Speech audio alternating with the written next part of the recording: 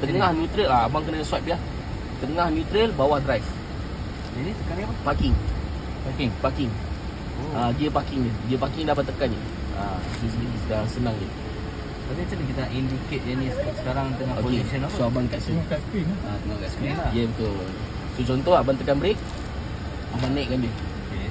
Naikkan. Dia tak ada macam kereta S70 bang. Abang dah tak payah tukar-tukar. Okay. Yang ni memang auto. Sebabkan dia punya mode dia pakai adaptive mode. Adaptive mode. Yes. Okay. So adaptive mode ni dia consider macam auto tukar mode. Okay. Auto tukar mode. Maknanya kalau kita drive santai, kita dalam comfort mode. Kita tekan minyak, dia dalam sports mode. Kita dalam jam, so downhill descent of course automatic control vehicle speed bila turun bukit lah. So tapi yang ni biasanya untuk orang yang tak mahir drive, yes, kita akan on dia. Tapi kalau orang yang dah mahir, kita dah boleh control kita punya speed, kita punya peluang bukit kita bila kita nak brake, tak payah kamu tak perlu. Ni kalau saya test bumper jalan macam ni boleh kan? Boleh, tak ada hal. Jangan risau. Tapi untuk ICC lah. Untuk ICC tak ada bang. Yo. Hai Praton.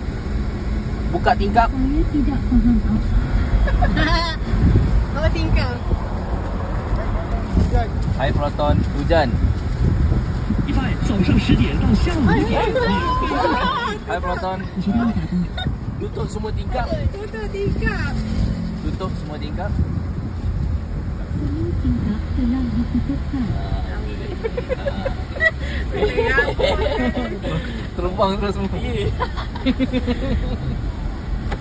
Hai Proton. Kita boleh bawa tapi kita fail parking.